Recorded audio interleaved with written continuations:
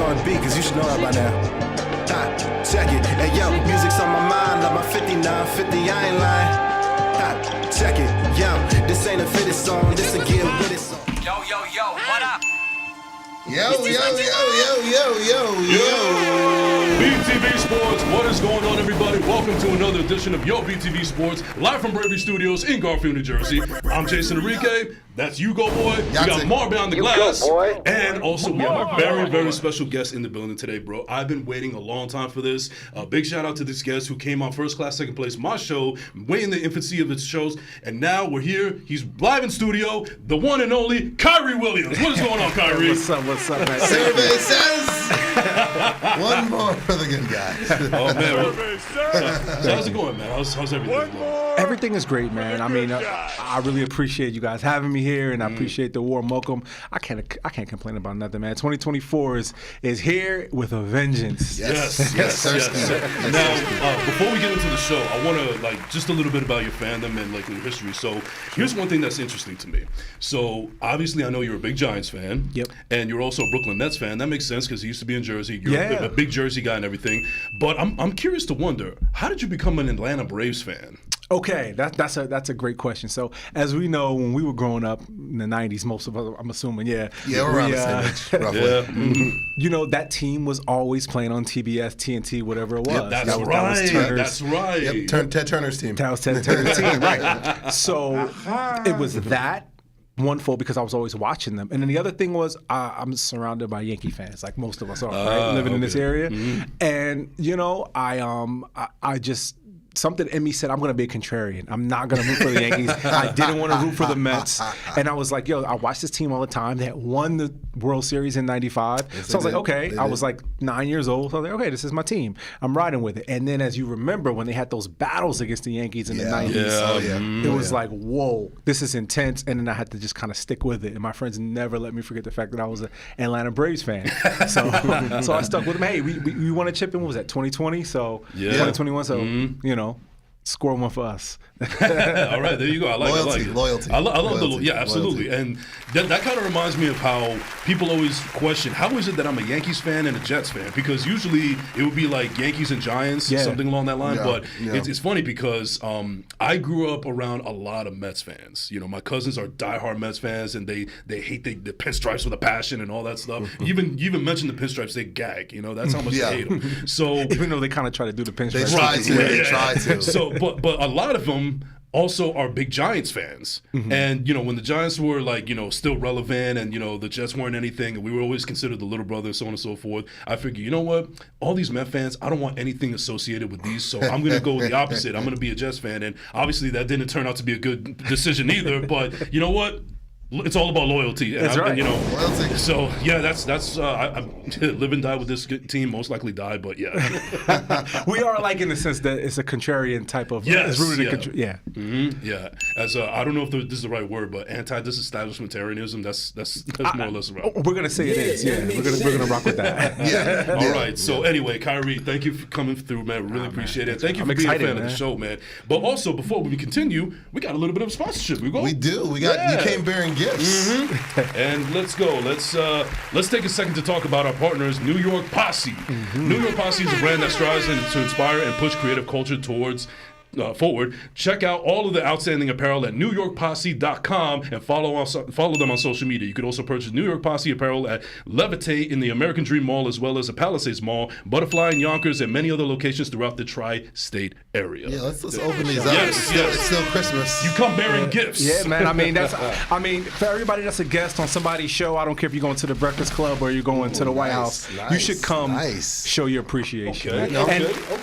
And I wish I brought 3 because the brother behind the glass definitely deserves one. So next time I come back, he's getting one too. You know what? That's gonna be. You know what? His birthday's coming up, so that's we could. Oh man, when's his birthday? Marv, when is it? February 17th? You should know, man. The 15th. Let's go, man. Pisces in the building. Let's go. I think that's Aquarius. But we're gonna mistaken. It's Aquarius. Water sign. He's on the 15th. I'm on the 16th. Nice. All right. Well, anyways, thank you for the sponsorship to New York Posse. Thank you for Kyrie Williams coming through. Thank you, Marvelous, for everything. If without him, this whole thing wouldn't be possible. Yeah. Let's just put out there right there. So 862-621-9536 is the number to call in. We're going to open the phone lines at 12:30. And but we got a stellar, crazy, fiery, muy caliente show. I know that you've been excited for this one.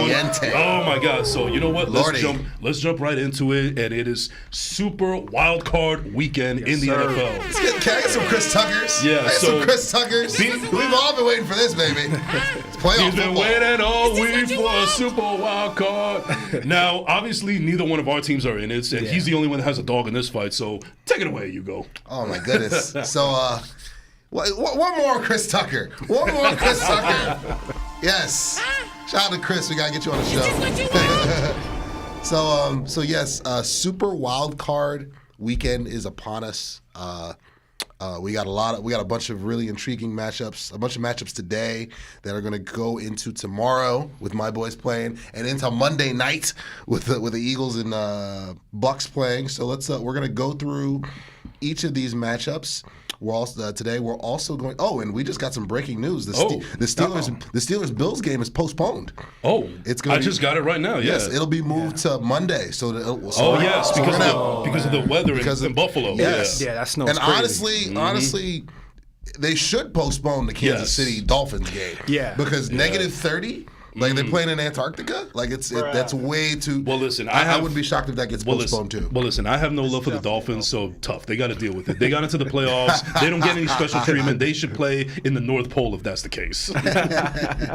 So savage. That's a salvaje right there. Yeah, I told you I was coming cooking. You know. I see.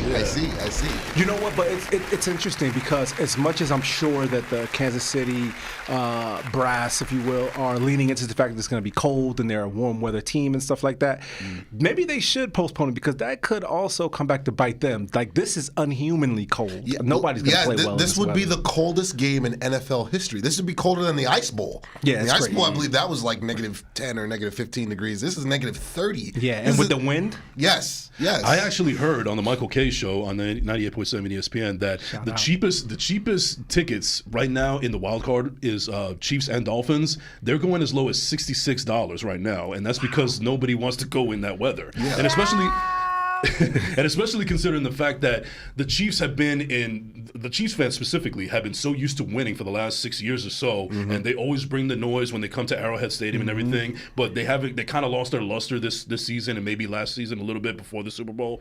I don't think that they're going to put themselves through that torture. I think they want to enjoy this in the safety of their home. Yeah. I don't blame them. Yeah. So we're going to go through each of the matchups real quick, and after we do that, we're gonna get into the coaching carousel. Oh yes, some legendary 10 vacancies. Oh my goodness! Can I get some savages? Can I get some savages? Like, load them up. Yeah, basically, if you were a coach and you're over your 70s, then you're basically out of a job right now. Yeah. They had the group chat going on the rotary phone. Between Pete Carroll and Nick Saban and Bill Belichick.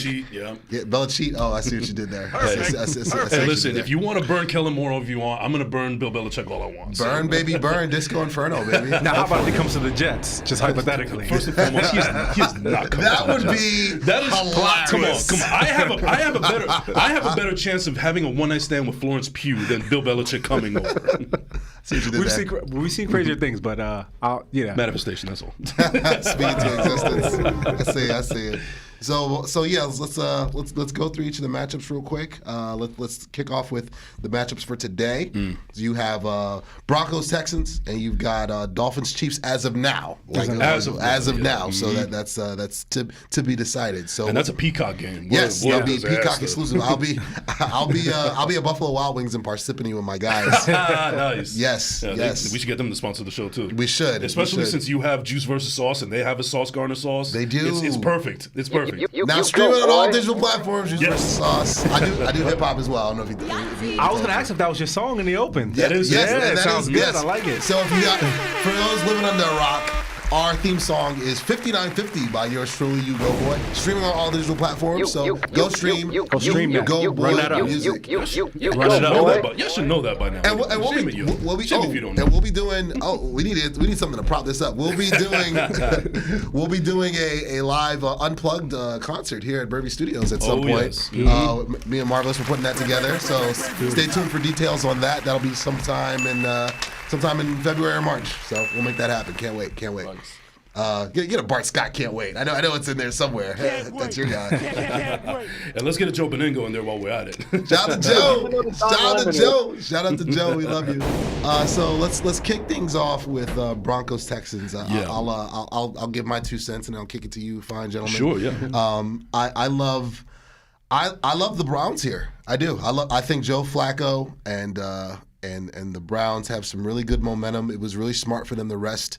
Joe Flacco always needs a nap. Right? I mean, he needed it in that Jets game too. So. Pretty much. But the Browns come in. I feel like they're due.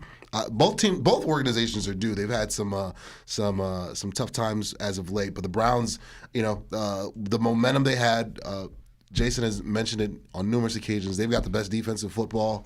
Yep. This is a Browns defense that took apart the San Francisco Avengers. They took apart a number of high-powered offenses throughout the season. Yep. And I really feel like the NFL scriptwriters are trying to set up Browns-Ravens. They're trying to set it up at some point. I don't know, divisional round. I don't know if possibly even the conference championship game. I know that's a matchup that they want. The people want. Give the people what they want. I mean, it makes sense. It makes sense with Joe Flacco being part of it. Yes, everyone's having homecoming games. Yes, like we'll get like we mentioned it on my podcast earlier this week, the You Go Boy podcast, streaming on all digital platforms. That the script writers, they wanted Deshaun Watson. They wanted this to be his homecoming game. They got Tyreek Hill and the Dolphins homecoming game. They got Cowboys Packers, Mike McCarthy homecoming game. Yep. Sue's not included. Exactly. That's a savage. And of course, Rams Lions. And Rams Lions, the Jared Goff Bowl, the Jared Goff Matt Stafford revenge game. Yes. So like the script writers were in their duffel bag. Hey man, they didn't go on strike. Exactly, they did not. They did not with the Writers Guild and the Actors Guild. It was like Vince McMahon, and then afterwards M. Night Shyamalan came and pulled a twist ending. Pretty much.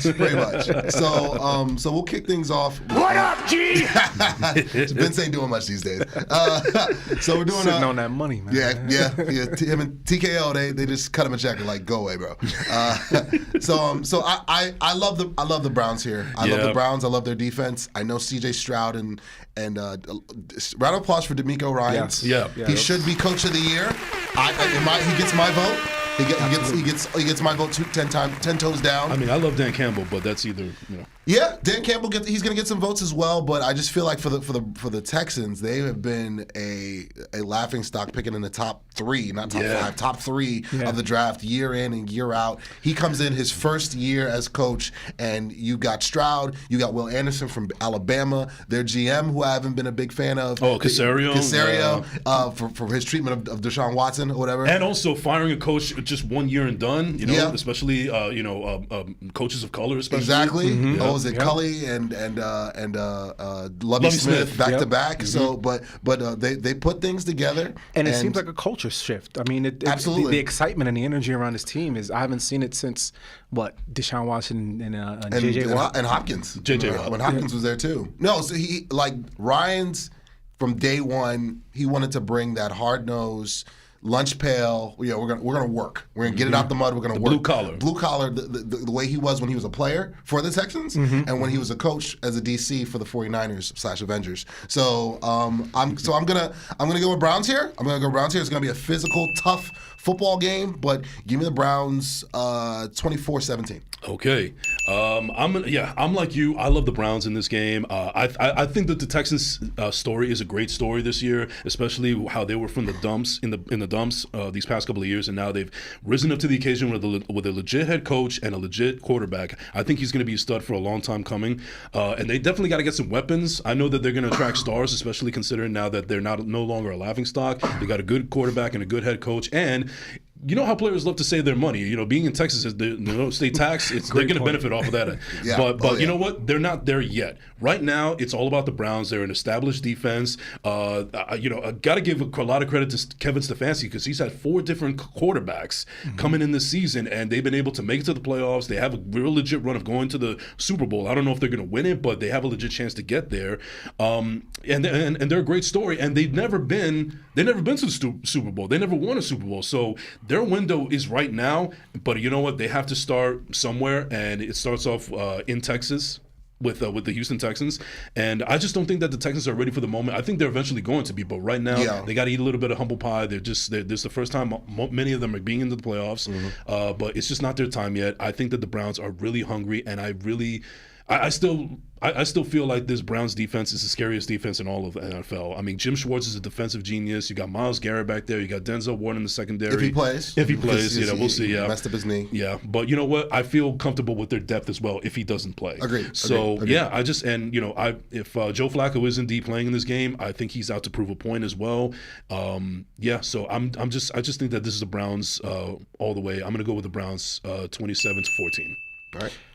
You know, I know that this doesn't make for good sports media when everybody agrees, but on it happens. particular It happens on here. But you're rocking with the best. You're rocking with the best. I mean, we're not on Fox Sports or any of those other hot take shows. Hot takes. No hot takes. I love that. Hot takes kind of have ruined sports media in a way, not really, but I have to agree, and to your point that you made about for the point that you made about the rotating, or not even rotating, just the next man up with the quarterbacks. Yeah. One thing that has stayed pretty consistent has been the defense, and if Agreed. nothing That's else, true, yeah. in the playoffs, going into the Super Bowl, eventually, if they do go so far, defense is going to play a big part now. You have weather issues, like we just talked about. You have all of these different, pressurized situations for a rookie quarterback, and a rookie coach for that matter. I agree again with you. I think that the Texans are an incredible story. I think we're going to be talking about them, barring anything crazy like injuries or anything like that, for a very long time in this league, especially with CJ. I would love to be shocked and see something that we could all come back next week and say, wow, were we wrong? But Flacco is a veteran. He's going to do his thing. But I think as long as Myles Garrett is leading this defense, it's going to be a long day for Like the video, subscribe to the channel. We're live here at BTV Sports in lovely Garfield, New Jersey. Marvelous Marv Perdomo is behind the glass. I don't know if we shouted him out. No, we did. Yeah, 862-621-9536 is the number to call in. We're going to open the phone lines in about less than 15 minutes. So definitely get on and also get in the check-in on YouTube, live on YouTube. Deji, if you're out there, check in on the comments and so on and so forth. I just texted him. Hopefully he'll jump in there. Yeah. Also, you're 49ers fan. Chop Sports Media. Shout out to Chop Sports, by the way. Shout out to Chop Sports. Shout out to my brother, the resident 49er fan. He believes in Brock Montana in his words. Brock Montana. It sounds like French Montana's cousin. Oh my God! Yeah, plays like him too. That's a savage. Yeah. I want that smoke a couple rounds later, but we'll get to that. We'll get to that. All right. So next one. Next matchup, we got Dolphins Chiefs. We'll kick it off with Jason Enrique. He loves the Dolphins. I don't know if you knew that. Really? I almost fell for it. I love me some Tuna Tagovailoa. So this I love game. Hard Knocks. I mean, what a train wreck that's turned out to be. In season, yeah. What a disaster. Give me another Don Lemon. So that'll be a Peacock exclusive at 8:10. Again, like I said, I'll be at Buffalo Wild Wings, enjoying some wings. Sharon is Karen, man. Sharing passwords. I'll be warm. Oh, I got 20 passwords. if needed. So I already shared my Paramount Plus with you. So. You did. Sharon is Karen. So the Peacock is it's there if you need it. Yeah. So, but Dolphins Chiefs. Jason, kick it off. What do you think is going to happen in this matchup? Well, let's just pretend that this game goes without any, like nothing gets planned, nothing gets rescheduled or anything like that. They're going to be playing today at 10 o'clock. It is going to be a frigid game, and you know what? It's not going to be either. I know that it's in Kansas City, and the Kansas City Chiefs are used to this kind of weather, but you know what? That brutally cold weather, I don't think is going to be a benefit for either of them. I think that this, in fact, will be a low-scoring game. I think there's going to be a lot of firepower, like Tua and Mahomes are going to be throwing darts all over the place, but I don't know if they're going to be catching. It looks like Kadarius Toney is going to be playing on both sides of the teams. That's how much drop balls are going to be in there. That's savage. Yeah. That's savage. Yeah, But you know what? Savage. You just kind of have. I just feel like you have to really give the edge to the Kansas City Chiefs, because not only do the fact that they plan at home and it's the cold weather and everything, but they've been a more established team for quite some time now. Agreed. They got that chemistry, they got that consistency. I think that Andy Reid is a much better head coach than McDaniel. I don't think that they're ready for the moment. I don't know how the injuries are piling up on the Dolphins side right now. But yeah, I don't know. I just think, who knows? This might be another case of McDaniel smoking a vape on the sideline again, to warm up. But I don't know. Sticking with this game, and also the Taylor Swift will be there at the game, nice and warm. She'll be warm though. Yeah, the Swifties will be there. I don't know if they like the cold particularly, but I think they will be there. Yeah. But sticking with on the football side, I can't see the Dolphins, pulling out this win, and they could surprise me, because we've had a lot of shockers this season. We have, and I can't count them out. But I don't know. As of right now, presently constituted, I just don't see that this is a win for them. And like I said, I just think this is going to be a low-scoring game. I'm going to say 14-7. Yeah. Like, again, this is, I said it earlier, this is the coldest game in NFL history. This is and this isn't the type of history I'm sure the players are looking forward to. I don't think we're in South Beach anymore, Toto. Clearly not. Click your the red heels are being clicked, and they're Kansas City red. 1, 2, 3 Cancun is coming. Yes. Two is going to be like, I wish I was home. But I'm going to go with the Chiefs. I will never bet against Patrick Mahomes at home in the playoffs. It could be negative a million degrees. It could be hot as hell. It doesn't matter. I'm going with Patty Mahomes. He's my favorite quarterback, not named Rain Dakota Prescott. Gotta say the whole thing like a Tropical First Plus. of his name. Say the whole thing. I love me some Patty Mahomes, man, and I believe that there's a good chance that the Chiefs might be on a collision course with the Ravens. That was Mongo's pick to knock out the top seeded Ravens were the Chiefs. So, but this is a bad matchup weather-wise. These teams played earlier this year, I believe, in London, if I'm not mistaken. And that's right. Yes. And in that game, the Dolphins' offense struggled. They put up some points later in the game, but when the Chiefs play their best and the Dolphins play their best, the Chiefs win. Yeah. And let's not forget. It comes down to. Yeah, and let's not forget. You mentioned this earlier. That I don't want to give credit that the Miami Dolphins are the great value of they're the great value 49ers. There you go. That's what they are. That's what they are. They are 1-5 against teams with a winning record, and every single one of the teams in the playoffs, even the wild card, has a winning record. It doesn't matter. The NFC South has a winning record right now. So yeah, I don't think this is nothing trends in the right direction for the Dolphins for me. But I'm sorry. Continue, Kyrie. No. Again, I have to agree. I think this would have been a much better matchup if the Dolphins weren't plagued with so many injuries. I mean, losing guys especially like on Nick defense. Chubb. Especially on defense. It's like a domino effect. Every game they lose a key piece on their defensive side of the ball, and that's going to really hurt them. Of course, I have the Chiefs winning this game, but I think we see a lot of Buckner tonight kicking that ball. If we have the game tonight, that is. I have it even lower than you suggested. I have like a 9-3 game. Like a baseball score. Oh, and let's not forget.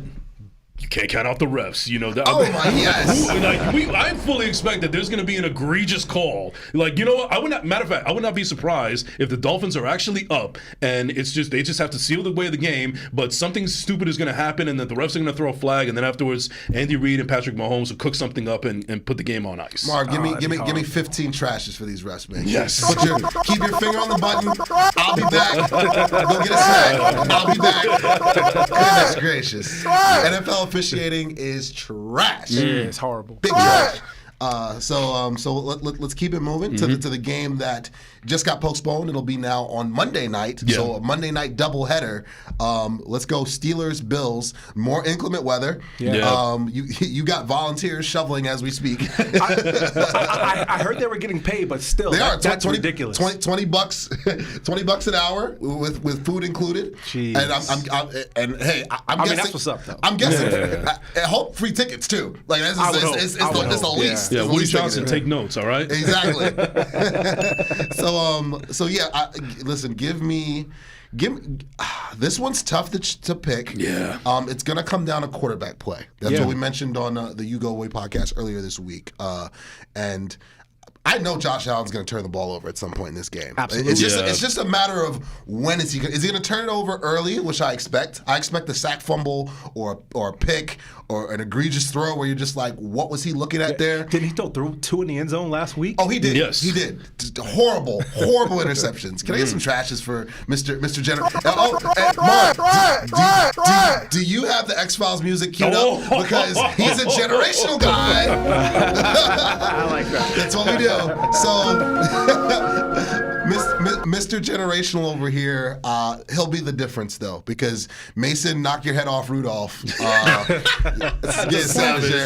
That was savage. Yes. Like you're not gonna tell me he's gonna go on the road in Buffalo and outplay and outduel Mr. Generational. I just don't see that happening. Now, the Steelers are going to do two things. They're going to play bully ball on defense, but they're missing their big bully in TJ Watt. That is the game changer. He's not playing in this game. Maybe the day extra. I think he's been ruled out already. The extra day is not going to make a difference because I think he's got a sprained knee that he sprained in the final game of the season against the Ravens. But him being out, this team is a completely different team on both sides when he's not in the lineup. Because Highsmith is a good compliment, but Highsmith's not T.J. Watt. Yeah. So give me the Bills here, 24-20. I think that the Steelers are going to put in some points. They're going to run the football. That's their most. They're going to run it with Najee Harris. They're going to run it with Warren. Warren's a very underrated physical back. I like TJ Warren. I like his game. But again, they just don't have enough. This is a quarterback-driven league for a reason. You're going to see it in this matchup. What happens when you have enough pieces to compete, but you're missing that key signal caller. Steelers don't have that now. They just don't have it. So give me the Bills. So I think I'm going to go against the grain this time around because earlier this week I told myself it's all about the Bills. You know, their Super Bowl window is closing faster than anybody else in the NFL. Josh Allen, the whole nine, and you know also that locker room that's going on right now with Sean McDermott and so on and so forth. I don't know. All of a sudden, I'm having a change of heart. I actually feel that the Steelers, they're just a scrappy team. I mean, they fought their way to the playoffs. They're tough. They're really tough to beat. Tough you know, and so even if the Bills were to pull out a win, I would not be surprised if it was from a safety. You know, but they win by safety. But you know what? I don't know. I feel like Mike Tomlin is really motivated right now. I think that maybe this might be a little bit too much of a big moment for the Buffalo Bills to handle. I know the Bills Mafia is going to be in full force at this game and everything, no matter what. But I don't know. Something's just telling me that the Steelers have something up their sleeve. You said it before. It's all about running the ball. So it doesn't matter who's playing quarterback at the Steelers. They're going to run the ball. They're going to run into the ground, so on and so forth. I don't know if Buffalo's defense is able to stop the run consistently. And, you know, their defense has taken a hit this last year compared to last. Compared to last. You know, you got no Matt Milano back there or anything like that. And I just think that Mike Tomlin is probably going to have a better game plan than Sean McDermott. So, you know what? I think this is going to be a very close game. It's going to be gritty. This is like Pat Summerall and John Madden are going to be calling the game. That's how gritty this game is going to be. Rest in peace. Yes. Round of applause, Pat Summerall, John Madden. So you know what? Yeah, but you know what? I'm going to say it's going to be a really interesting game, a really good game. This is what Monday Night Primetime is all about. But in the end, I have a feeling that the Steelers are going to pull it out. So I'm going to say 20-17, and then Buffalo has some real tough questions to ask in the offseason. Great. Yeah, I'll be the tiebreaker here, and you kind of stole my thunder talking about Coach T, because even though you articulated some fantastic points about why on paper and you know ideally Buffalo should be the victor in this matchup, I can't bet against Coach T in this spot. When you have weather, when you have just toughness, when you have scheme, you have, you know, McDermott versus Coach Tomlin in this situation. And of course they're going to ground and pound. They're going to run the ball, Najee Harris, TJ Warren. You know, it's going to be a very aggressive running it's up the ball. It's a physical game, man. Yeah. Physical. And I think just when it comes down to X's and O's, when you have those two, both good coaches, but one great, let's say. Yeah, you know, agreed. I can't bet against Coach T in this spot. Yeah, I mean that might be the difference. Yeah, you know? and your score prediction? Oh, man, I do think it's going to be a close game. I'll give it like a 17-10. You know, maybe even like a, you know, maybe even closer. Maybe like a 7-10. No, like a 7-10. Like something really close, like a one-score game. Okay. If you're looking for finesse and high scoring, this ain't the game for you. No. This is not the game for you. No. Yeah, all right. So I know that you're looking forward to this one. But before we do, I just want to say that we're going to open the phone lines up right now at 862-621-9536. And you know what? One more time for the sponsor of this show. Let's take a second to talk about our partners, New York Posse. New York Posse is a brand that strives to inspire and push creative culture forward. Check out all of their outstanding apparel at newyorkposse.com and follow them on social media. You can also purchase the New York Posse apparel at Levitate in the American Dream Mall, as well as the Palisades Mall, Butterfly in Yonkers, and many other locations throughout the tri-state area. Thank you so much again to New York Posse for the sponsorship. Yes. Some Dom DeMarcos, some Bailey Yahtzees. love you, girl. And a Joe Beningo, why not? Why not? Give me another Don Lemon. So this next matchup. Yes. This next matchup. Can I get a Jimmy Johnson? How about them Cowboys? Come on, it's time.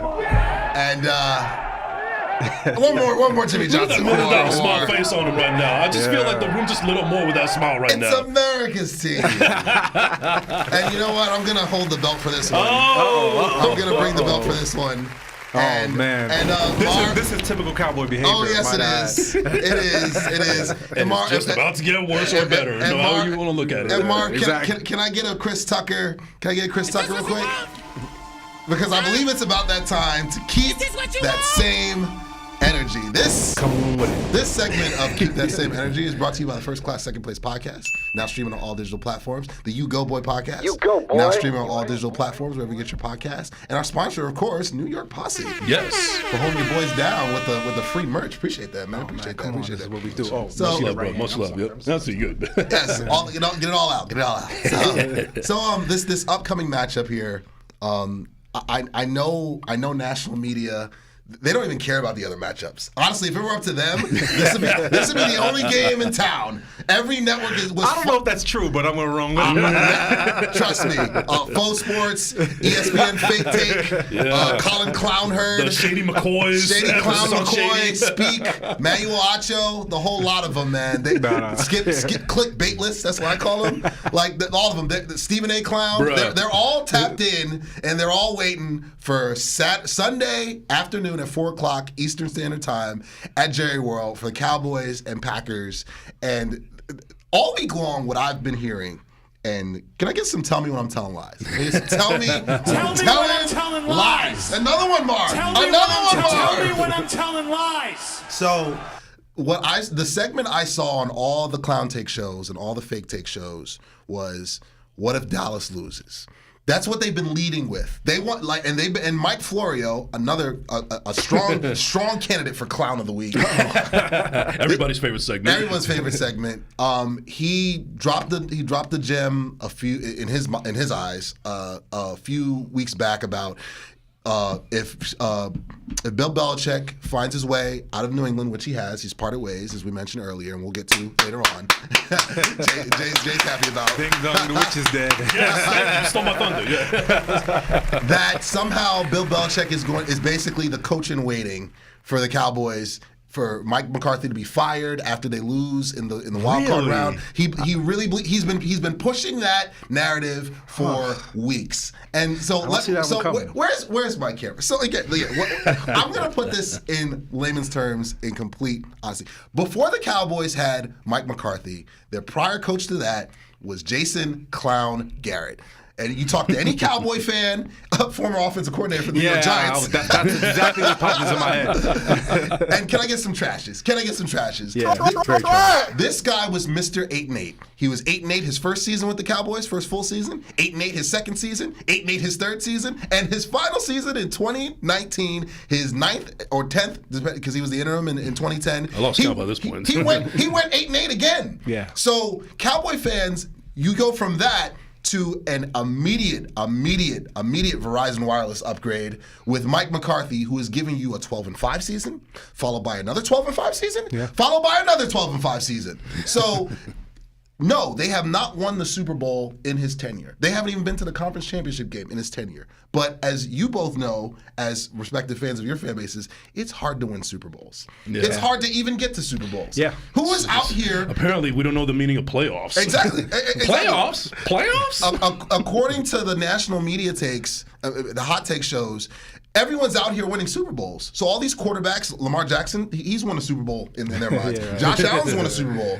Justin Herbert's won a Super Bowl. Like you name the only one out here winning Super Bowls is Patrick Mahomes. Really? Patty Mahomes is stacking. Jalen Hurts has 5 Super Bowls, depending on who you talk to. And the 49ers are the only ones losing Super Bowls. Exactly. Hey, exactly. And I get it. I get it. Dallas is the most polarizing organization in football, in American sports, hands down. I get that. That comes with it. But what McCarthy has done and the position he's put this organization in, taking them from Jason Garrett, like rooted in mediocrity. This guy wasted the prime years of Dez Bryant, of Tony Romo, of DeMarco Murray, of Jason Witten, Zeke Elliott. We like the list goes on and on. DeMarcus Ware. So many great players didn't even sniff consistent playoff contention. And on top of that, in Jason Garrett's tenure, the Cowboys never went to the playoffs in back-to-back seasons. Yeah. Nope. If you made the playoffs, you went 12-4, you had a 4-12 season waiting for you right afterward. That was so. Mike McCarthy, round of applause. He's going to get his flowers right now. I don't care what happens on tomorrow in that Packers game. I don't.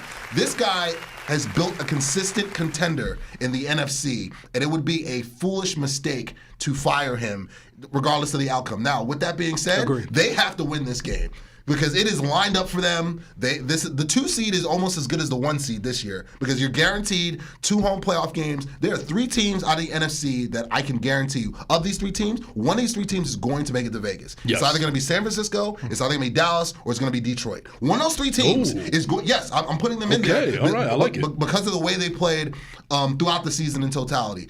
And well, the tight end's got to get healthy too. And Laporta's got to get healthy, but I trust Dan Campbell, and I trust the energy, and I trust what he's built there. I agree with that. So again, the Cowboys are positioned. They have to win this game. This is a must-win, 1,000%. It's a playoff game, so obviously it's a must-get. But again, they're at home, 16 consecutive home wins.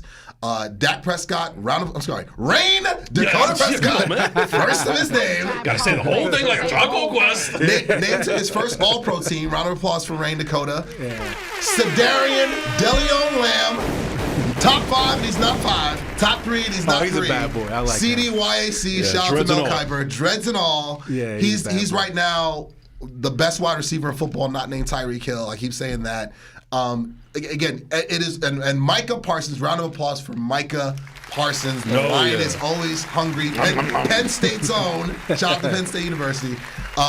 It's lined up for him. They got to win this game, and I believe they're going to win this game big. It's going to be very close early on. It takes a while for the Cowboys to start up the lawnmower or whatever at home, but once they get cooking from the second quarter on, they're going to roll. So give me the Cowboys 34-17. How about them Cowboys? And tell me when I'm telling lies. Tell me when I'm telling lies. There's a lot that you said that I agree with it, especially the stuff about McCarthy. I mean, I think that's a no-brainer. He should be retained. There's nobody on the Cowboys that has more pressure on them than Mike McCarthy. Yeah. Maybe Dak Prescott. Maybe Dak Prescott. But here's the thing, though. I say a little bit more Mike McCarthy because I feel like Rain Dakota Prescott, first of his name, is still going to be here. This is all or nothing for Mike McCarthy. Agreed. Right. Yeah. Agreed. So one of them is coming back, and it's not going to be Mike if all goes sideways. Yeah, and it's a highly pressurized situation, and I will agree with that. Yeah, I don't think it'll be Bill Belichick, but it'll be. I don't either. There's a lot of coaches, which we'll get to, I'm sure. Yes, we will. I do. Shout out to Myra watching. I know that she's going to be calling in. She's a diehard Patriot fan, so shout out to her. I do think that it's going to be a W for the Cowboys, as much as that repulses me to say. I do think they're going to win, but I think it's going to be a very close game because one thing that I noticed, and this is not really rooted or based in a whole lot of facts, so this is just me. This is more of a gut talking. Okay. But I watched the Cowboys on, I believe it was Christmas Eve, against the Dolphins. And one thing that the Cowboys have struggled with, and they continue to struggle with, in my opinion, is the big spot game. Yeah. The national televised game, the game that everybody's watching. Unless it's Black Friday. The hate, the hate watch game. It's millions of us. You know the haters are watching. That are hate watching this. I know you're included. I know he's included. Unapologetically hate watching this game. And I do think that Dallas is going to win this game, but I think that this is also going to be a big statement game for LaFleur and for the Packers. Yeah. I think that they're going to take an opportunity to really show what they're made of on the national stage, the same way they did on Thanksgiving. I mean, the Lions were a total debacle in that game. Yeah. They didn't even look God. like themselves in that game. Yeah. And Thanks. I lost money on that game too. Yeah. I thought that was such an easy money line right there. And even going back to the recent game against the Lions and the Cowboys, as I just thought about it in my head, I mean, that could have easily been a Lions win, or at least an overtime game, if things swung their way. So I think, and what that's going to do, in my opinion, the Packers' performance is going to set up the divisional round, because whoever is the winner and advances to play the Cowboys in the divisional round are going to be watching that film and watching every mistake that McCarthy and the boys make. The run defense is going to be everything. And I've said it on the show since the show's inception.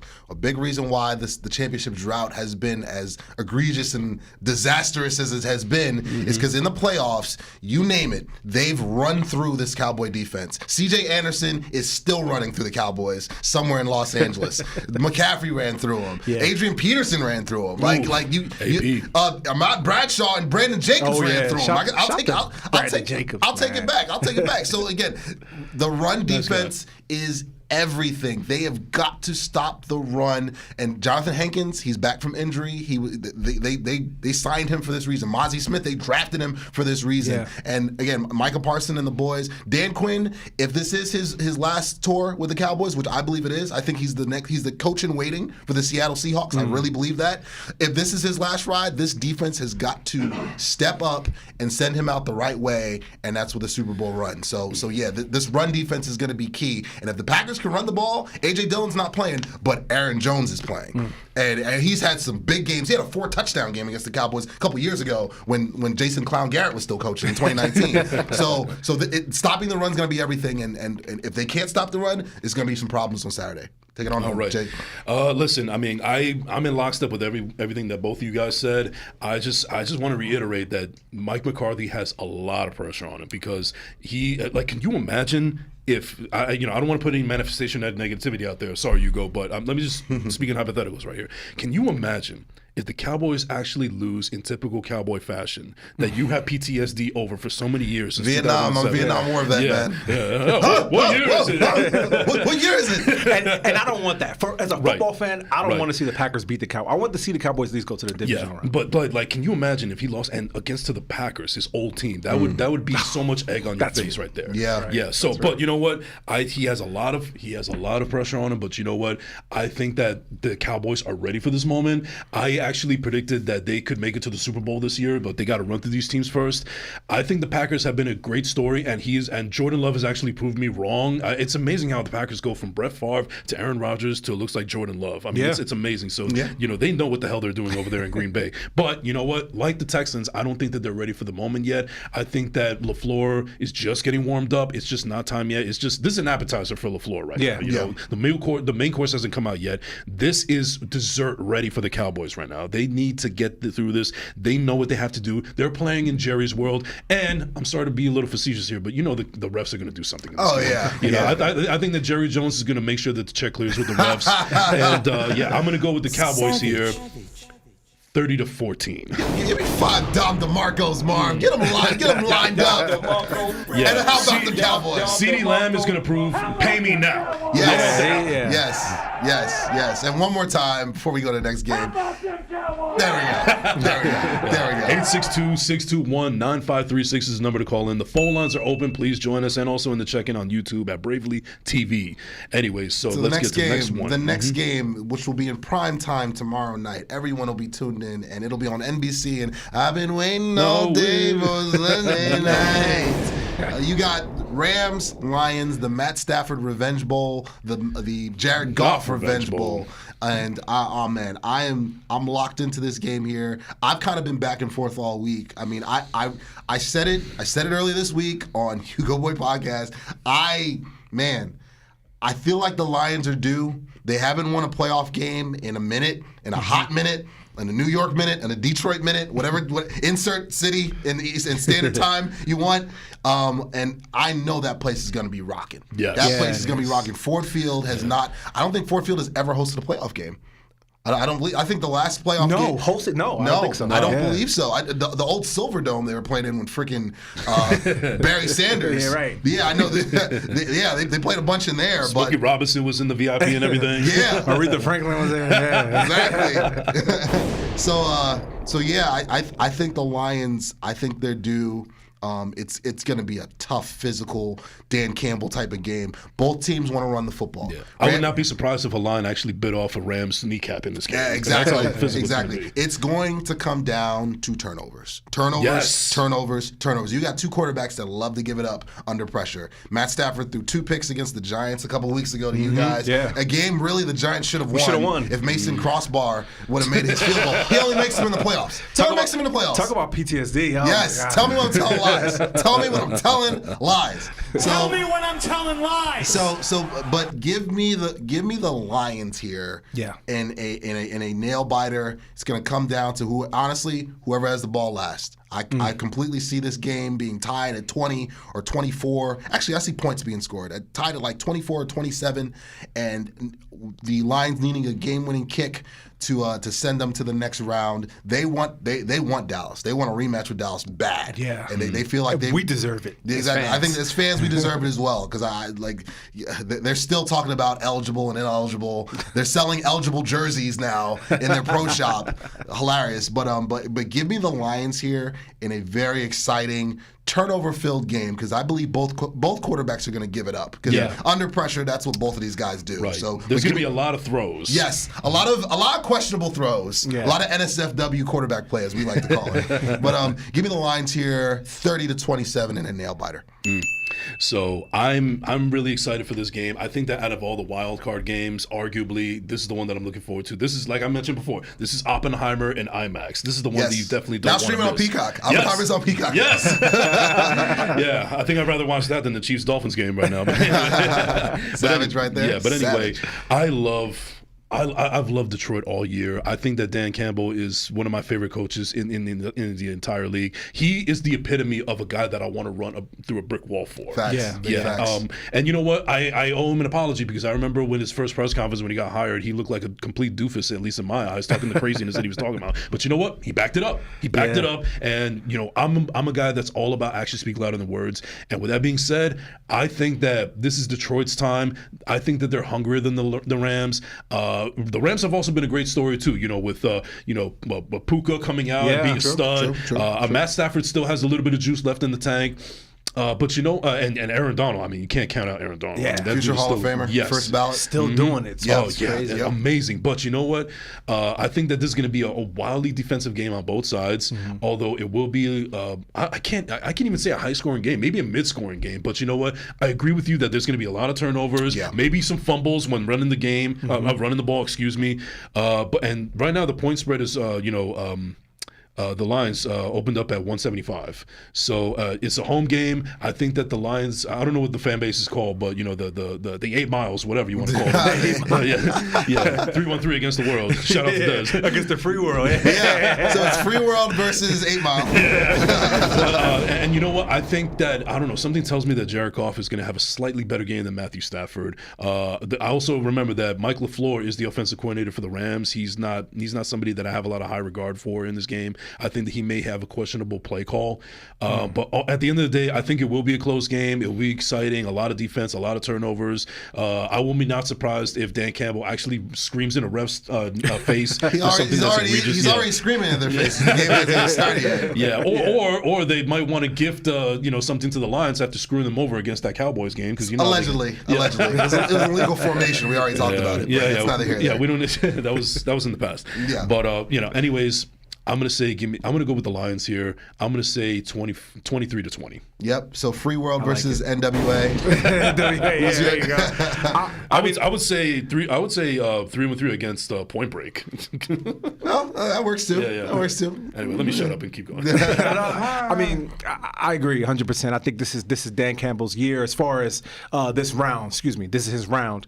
Lions are going to win this game. I think they're going to win this game big. I think they're going to open it up. I would encourage them to look at the job that Wink Martindale and them boys did on the Rams a couple of weeks ago, as you alluded to, because from a defensive standpoint, that was the best game I saw the Giants play for the entire season. I mean, they did it, and the takeaways were incredible. I mean, it was a great performance in my opinion. So I think the Lions kind of showed their true color. I mean, the Rams showed their true colors in that game too. Yeah, exactly. I think they were exposed in that game. I think that it's going to be. I'll say this though, I would never totally count out Sean McVay. I think he's an incredible coach. Yeah, no, he's good. I think he's a Super Bowl winning coach. He has some tricks up his sleeve that he hasn't shown the entire season. That I'm sure him and his staff. That being able to win a Super Bowl in your own stadium, that's awesome too. Yeah. Shout to I haven't been personally, but it's a beautiful facility. That being said, though, I think that this is Dan Campbell's round. I think that all of the pageantry with the two quarterbacks, going at each other is going to be, a big talking point in the beginning of the game. But I think the defense is going to dictate what's going to happen. The defenses are going to be the story coming out of it, and I see it being a blowout, man. I see. Wow! Okay, all right. Here's some Tom DeMarcos. I see the Lions give me some Yahtzees. Give me some Bailey Yahtzees, baby. I'll give it a 28-7, man. I say the Rams get one touchdown in there. Puka gets some crazy 40-yard bomb or something like that. But other than that, man, them boys is getting the brakes beat off. Getting dog walked. Oh man, I like that. I like that. Yeah, that's really caliente. That's awesome. I like it. Like the video, subscribe to the channel. Again, the chat is open. The phone lines are open. Yep. Shout to LA, man. Don't hate me. 862-621-9536 is the number to call in. Phone lines are open, as Ugo said. And the final game, Monday night. Well, the second Monday night game. Now we know it's a doubleheader now. We got Eagles. This is the palate cleanser, right? Exactly. This is the Animal Bowl between Philadelphia and the Buccaneers. Keep those savages going, man. So, breaking news: AJ Brown is not available. He will not be playing in this game with his sprained knee. That is correct. And who knows about his future with the team? Because this guy, he's not happy. he is not happy whatsoever. He scrubbed his social media, scrubbed his Instagram, deactivated his Twitter. So he's pulling the Jamal Adams right now. He wasn't when Julio Jones first came to the team. It was Julio, it was Devontae, it was of course Jalen, and I believe AJ was not in that photo, that social media photo. Now that may mean a whole lot of nothing, but when I saw that alone, I said, "Oh man, something's not jiving down here." I never count out photos because listen, if it wasn't for that boat trip, I don't know with the Giants. Savage. Another reason why I want the Packers to lose this game. Yeah, shout out to Trey Songz. You should be rooting for Dallas 10 toes down. I'm just saying. You sure about that? You sure about that? I feel like the Drewski meme. You sure about that? You sure about that? Sometimes I'll just say that just so you can play it because I love that topic. Absolutely. It's a great job. We got Marvelous on the board. Yes. Yeah, man. The Marvelous one. So, Eagles, Bucks. Give me the Bucks listen, the Eagles are... Listen, you got a soup sandwich versus another soup sandwich. You got two things that you're not looking forward to eating at all. Both are on the menu. I'd fast. I wouldn't eat either. It's a Tuesday for you. Yeah, if it was a Tuesday, I wouldn't be eating.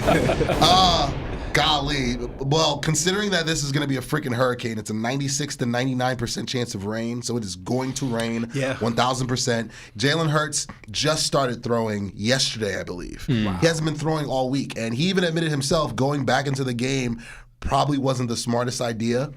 Again, in the dog walking from the Giants. So what were you going to say? I was just going to I have some shout out to my boy Jay and shout out to my boy Black Tino. They're big Eagles fans. I was texting them, why are you guys playing in this game? This is a recipe for disaster. About that? When I saw AJ go down, I said, why is Jalen Hurts now still in this game? Then I saw his finger going the opposite direction. But I'm sorry, I digress. But I mean that was if Sirianni's in the hot seat for anything else, that should be top of the list because what are you thinking? Yeah, I mean, and considering their defense, what are you doing? Their defense is we've mentioned it on this show numerous times. If you go against the Eagles secondary, you're throwing for a party, and you can add shout to Bradbury. That's why we don't got you no more, brother. They might as well bring back Asamoah. Right, exactly. Bring back Namdi. He's not doing anything. Yes. Shout out to Kerry Washington. Yeah. Oh yeah. Yes. I mean, listen.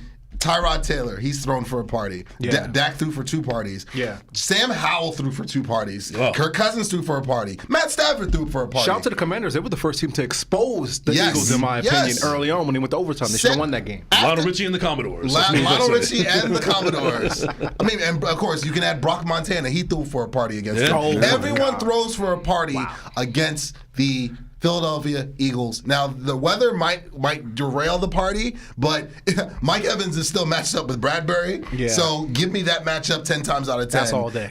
And again, the Eagles are Jalen Hurts is one of the worst quarterbacks against the blitz. And meanwhile, styles make fights. Todd Bowles, your favorite coach, loves the blitz. I think the Bucs are like the 3rd rated team in terms of you come off the bus knowing that That's his forte. Yes, if it's Wink Martindale, if he was still there, it'd be heavy blitz. And if it's Whole the other Bucs, conversation. exactly. You throw a little shade in there. That's what you did. That's what you did. Had to. Drewski. What a mess. Yeah, what a disaster. But the Bucs, give me the Bucs here. They're at home. At home with Baker Mayfield, they might bring back the commercial. It's gonna be raining. The weather's gonna be a mess, and AJ Brown not being there changes the whole game plan. It might actually help the Eagles. It might force them to run the ball more. But again, with Jalen Hurts not being healthy, with AJ Brown not being there, and with the defense still being in shambles, you got Shaq Leonard out of retirement. And by the way, they talked to him this week, and he was like, "Yeah, I'm gonna have to reevaluate some things," because he even sees it himself. He's a shell of himself. Out there. He's not the same guy he was in Indianapolis. And Julio Jones is going to be their number 1 receiver next to Devontae Smith. Give me the Bucs here. It's going to be a nasty, grimy game. I'm going to be watching something on my phone. This is going to be background. This is going to be playing in the background. I'm not going to be interested, but yeah, it's not going to be a fun game to watch. But give me the Bucs here. 14-10. Sorry. How's this going to work, though, now that both games are on Monday? Is this going to be an earlier vehicle, or are they going to be at the same time, one ABC, one ESPN? From what I've read so far, that Monday game with the Steelers and Bills is going to be earlier. It's going to be around 4. Okay, it's a holiday. Yeah, yes, okay. So that way it doesn't interfere with the primetime game. And that makes sense. So by the time that's wrapping up at about 7:30-ish to early 8-ish, this will be kicking off. Granted, there's no overtime. Yeah. That's possible with the playoffs. I was going to say that might be another gift for the Eagles because their stench of this game will be covered up by a more entertaining concept. Sorry, go ahead, and Mark, give me 25 trashes for this Eagles secondary. One more time. I'm going to go grab a snack. I'll be right, guys. I'm going to head to the betting machine. And we're back. Tell me when I'm telling lies. Goodness gracious. Tell me when I'm telling lies. It's been an SFW back there for that Eagles defense. But Jay, take it away. I mean, come on. Looking at these 2 coaches. I mean, how despicable. Todd Bowles and Nick Sirianni. What a disaster. What a disaster. Oh, don't even get me started on that. I mean, this is, like I said before, this is a palate cleanser. After eating good with the Rams and the Lions, and having a great meal with and also the appetizer with the Browns and the Texans. Now it's time for the palate cleanser with this trash game coming up right now. The Enema Bowl from Tampa. Enema Bowl is wild. Hey, that's savage right there. Yeah, but I don't know. I am not looking forward to this. Is a game that should be on Peacock. No offense to Peacock, but it should be on Tubi. Yeah, it should be on Tubi. Yeah, but there's nothing that appeals to this game. But you know what? Sticking on the game though itself, Nick Sirianni has a lot of pressure on him. I think maybe even Todd Bowles, because I think that with the fact that there's a lot of coaching vacancies and a lot of other coaches available, this might be a swan song for Todd Bowles as well, who I think is a defensive genius, but he is not a head coach whatsoever. I think that he solely got that because Bruce Arians retired and they just needed somebody to elevate. But I do like Baker Mayfield over Jalen Hurts. I think that because of the Commanders were able to expose the Philadelphia Eagles, even the Buccaneers are going to figure them out, or they have a perfect game plan in place for them. Yeah. I truly believe that Todd Bowles is going to blitzkrieg Jalen Hurts and finally the tush push. It's now going to come to constipation. That's what it's coming down to with this right now. Savage. I don't think this is going to be a high scoring game, but I will say that the Buccaneers will pull it out. I'm going to say 14-7, and I'm going to say that both touchdowns are from Mike Evans. Oh, yeah. And again, the fact that these guys played earlier this year, that hurts Philadelphia as well. Yeah. Because now the Bucs understand, okay, you guys are last in the league in motion. You guys have no creativity whatsoever with offense. And on top of that, your top receiver's not playing. So their game plan is going to drastically change. This could hurt and help them at the same time. It could help them in the sense that it forces them to run the ball, something that they just refuse to do with the best offensive line in football, and Swift, who's had a great year. Jason Kelsey, man. Exactly. Kelsey, first ballot Hall of Famer. Yes. Lane Johnson, first ballot Hall of Famer. Although he one of the hardest beards in the game too. Agreed. And Lane Johnson false starts on every play, but he's still Drewski. That's another thing. Penalties can be there. Penalties, too. yes, and the refs are going to affect this game as well. Thank you for bringing that up because I forgot. This is Todd Bowles coached the Buccaneers, so I expect a lot of penalties, a lot of false starts, a lot of them. Chop blocks, the whole nine. So chop blocks. A lot of frustration on both sides too. Yeah, so that's another reason why this game is going to be so despicable because it's going to be the Eagles versus the Buccaneers versus the refs. Agreed. Yeah. But the fact that it's not in Philadelphia and weather, but Mother Nature as well. But it's not in Philadelphia, the state, which we're not going to get into. It's not in Philadelphia. So the refs Philadelphia. It's not. The refs are going to be they'll be a little slanted toward Todd Bowles, his favorite coach, just a little bit more. So again, give me the Bucks here. I think instead of this game, I'm just going to go ahead and eat a cheesesteak. That's all it is. Go for it. It's going to be more. Watching it being prepared is more exciting than watching this game. No doubt in my mind. No doubt. So let's keep it moving. Again, that was our picks for Super Wild Card Weekend into Monday. So I wish you could play the Avengers music right now. Oh yeah, if the episode wasn't gonna be flagged by freaking Marvel and Disney. Yeah, we would. But those matchups can't wait. I'm so excited for football, and it starts pretty much the second we all get home with right. Yeah. So 862-621-9536 is the number to call in, and also join us on the check-in on YouTube at Bravely TV. Yes. All right. So how about them coaches, though? Yes. Yeah. Let's get into it now. Before we get into it, before we get into that, I just want to say that this episode is brought to you by AARP. So Ensure, Metamucil, applesauce, shuffleboard, and of course diabetes. Anyway, yes, exactly. I'll give myself the savage. Salvaje right there. All right. So I gotta say I was really shocked at some of these. To be the biggest shocker, though, I can't. It was Nick Saban for a while, but ultimately I have to give it to Pete Carroll. That shocked me more than anything because I was not expecting for them to listen.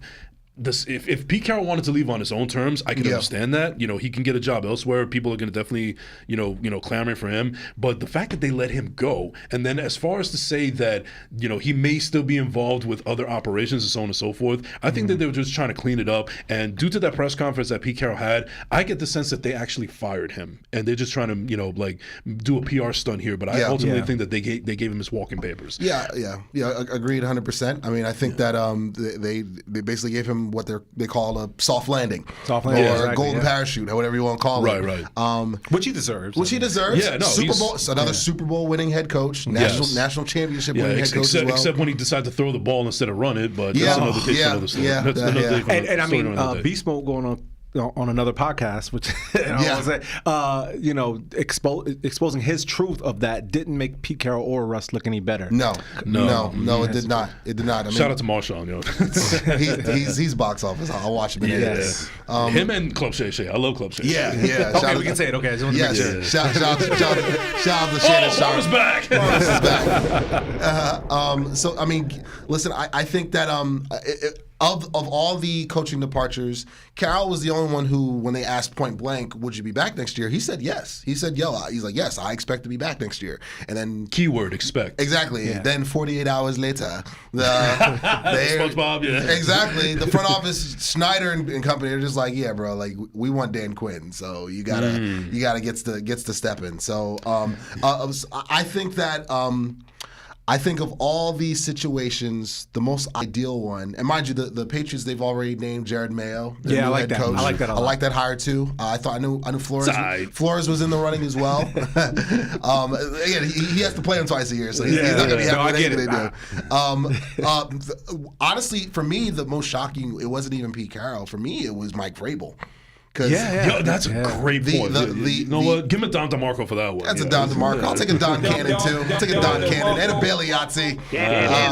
So I think that because again, Vrabel built a really stable culture there, but the issue it wasn't really on him. The issue was with the front office and the GM who was fired there, who traded away A.J. Brown, who decided to draft Will Levis, who decided to give a bag to Ryan Tannehill. Tannehill. Give me 10 trashes, man. Give me 10 of them. 10 of them. How many quarterbacks have they gone through in his tenure? And it's not even his fault. Just, like you said, it's GM. They basically, it's, Vrabel is like a 5-star chef, and they were giving him great value to cook with. They were giving him Salvation Army, like Salvation Army ramen packets. And it's just like, bro, like, what do you expect him to do when the organization is your best when your best player is your running back, you're not going to win. No. That's not. This is not a running back driven league. This isn't 1955. When the guys are running the wing T or whatever. Like this is a quarterback driven league right now. Yeah. And when you got guys like Will Levis and Ryan Tannehill and Malik Willis, like what you talk about Willis, like you see what I'm saying? When you've got that at quarterback, you're not going to compete. And the AFC South has been historically down the past few years. Yeah. You know what I mean? You got the Texans. You've got the Colts. The Colts, yeah. You have the Jags who missed the playoffs in regular fashion. Yeah, with that G word that we love so much. Can I get the X-Files music? There goes another of those G words. Goodness gracious, with Lawrence. So the Titans.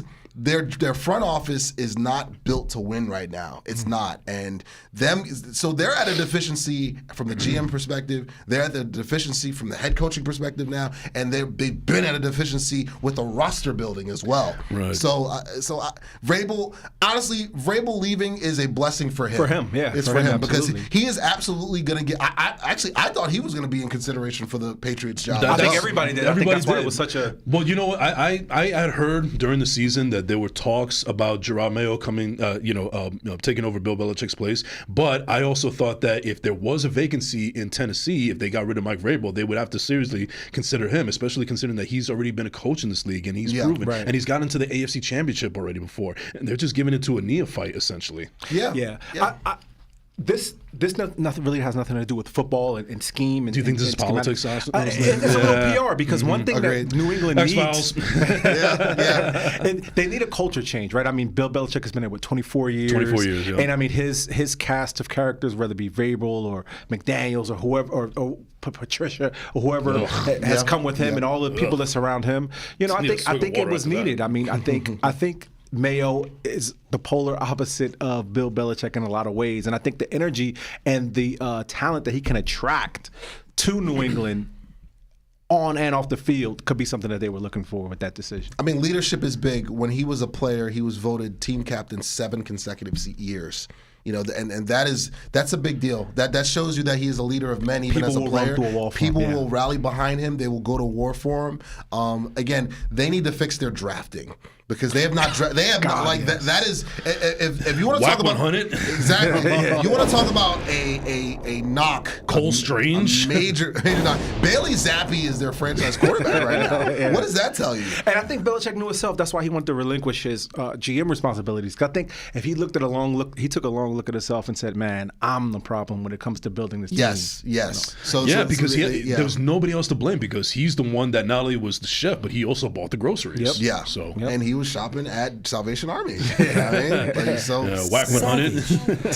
And it's human nature, I guess, sometimes, especially older people, no disrespect, he got in his own way. He thinks that the Patriot way was the standard. And I mean, this league has changed a lot. Yes. Because listen, he obviously had the greatest quarterback of all time, but I think he was also feeling himself too much because he's the greatest quarterback of all time, but I'm the one that chose him. True. So I think that's a lot of ego too, but I think one thing that Bill Belichick's ego is inflated as much as the ball should be with Tom Brady. That's a savage. I mean, but he's got 6 Super Bowls. Now granted, he probably cheated for a couple of them. A lot of people. Taking it away from Spygate all the way down. And also, let's not forget, before I mentioned, Pete Carroll decided to throw it instead of run it. So agreed. They gifted him one of those Super Bowls. Give him an asterisk. I mean, a lot of great golden toe kickers throughout the years too. Agreed. But here's the thing I'll say, because everybody talks about Brady, which they should, because that's the most exciting duo. But Bill Belichick is a defensive-minded guy, and he's built those defenses in New England undoubtedly, these are all close scoring games. I think maybe I forgot who mentioned that a couple days ago. But here's the thing about Bill Belichick: that's his biggest knock, besides who he picks at quarterback. Yeah, defense. And the game period has changed in the NFL, and the way he's used to schematically building his defenses. A lot of that stuff doesn't fly anymore. You're the gonna way get a the lot refs are calling these games. You're going to get a lot of roughing the passer calls. Yeah. But you know what, though? One thing I will give credit to Bill, even though he's had a miserable couple of years, even though the offense was nothing to write home about, the defense played pretty decent. I mean, when Matt Judon was healthy, I mean, he looked like really scary. Like he was almost Jabril like Peppers. Yeah, Jabril Peppers. Yeah. I mean, don't even get started with Jabril Peppers after what he did to Garrett Wilson. But anyway, but no. As far as obviously Bill Belichick wants to coach again. He still wants to coach. I think that he's done as a GM. I think he knows that he's better on the sidelines as opposed to behind a desk. Yeah. And I think he's eating a little bit of humble pie as far as GM is concerned. But he still has a lot of fire in him. I know he's 72 years old, but he still has a lot of energy. He has a little spunk to him. And he has a lot of fire. Like, he definitely wants to be on the sideline. And this is what drives him. This is all he has. Guy has children. I was about to say he didn't have children, but he has children. One of them is in his coaching staff. He's never been married. I think that football is all he has. Yeah. So he's not ready to throw in the towel anytime soon. And he wants to go after Don Shula's record. Yeah. So he definitely wants to coach again. I personally think that it would be great for him to go to either the Chargers, because they have that is a team that is just a good head coach away from being a contender, and also being in LA with the stadium and so on and so forth. Or, and I don't want to put the manifestation out there, but if this would be indeed Mike McCarthy's last game as head coach of the Dallas Cowboys, you know that Jerry is going to be calling Bill right away, because that's another team that would be scary, especially with that defense and having Micah Parsons in the back. Oh my God, that would be. I'm sorry. I feel sorry for you Giants fans and Eagles fans. Well, I'm glad you said that, because I wanted to throw this in earlier, but when we were talking about this terrible situation going on with the Giants and with Wink and with the line coaches and everything like that, Bill Belichick loves the Giants. I think that's his favorite. But he said it so many times. Team. He said it so many times that that's the one team he wants to coach. But with that being said, your owner, who still makes football decisions, which is a detriment to your organization, is obsessed with Dable. I think it's probably why you're not going to get Michael Penix. Probably, exactly. On top of that, again, your owner. I've been saying it till the cows come home since we were on audio. Your owner still makes football decisions. Your owner does what Jerry Jones used to do, and that's what is setting back your organization. He is not allowing Sheen and Dable to cook. He's not, and because the first thing they want to do, they want to draft a quarterback. They had scouts scouting all the quarterbacks coming out this year, but your owner basically got in Sheen's ear and was like, so we're getting Daniel Jones, so you can cut all that out. Our first round pick is not going to be a quarterback.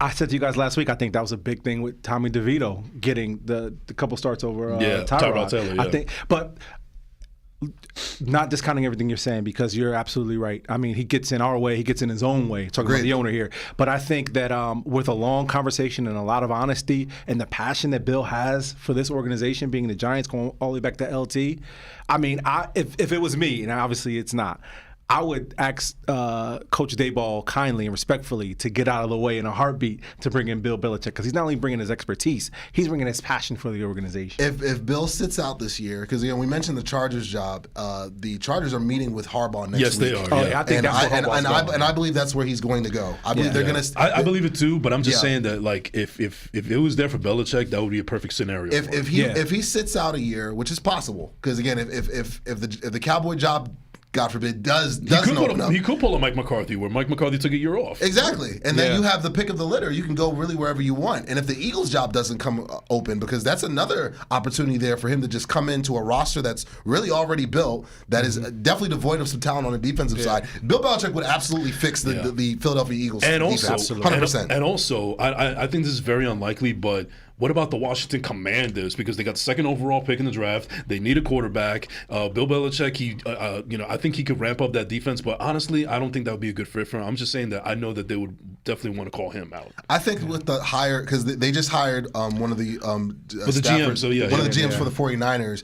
Don't be shocked if it's kind of like a package deal, like when you guys did with Dable and Sheen, since Sheen came from Buffalo and Dable came from Buffalo. Don't be shocked if it's a package deal where one of the coordinators from the San Francisco Avengers makes his way over, because again, the ownership over in Washington with Magic Johnson and them, they want to win. They understand right now they need a culture change. They need a complete overhaul of everything, and they're in a division with Dak Prescott and Jalen Hurts for the next 10 to 15 years. Ray Dakota Prescott. And Ray Dakota, first of his name, and they need to.